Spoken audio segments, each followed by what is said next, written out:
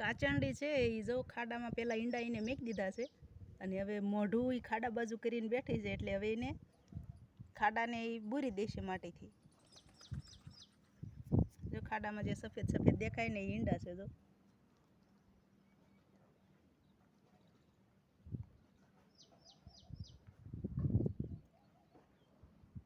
જો મહેનત કરે છે ને. ઓલા કહે છે ને કે માં તો માં હોતી હે, એની ગણે આ માં છે. જો પેલા ઈંડા ખાડો કરીને ઈંડા મેક્યા ને હવે ઈંડાને દાટે છે.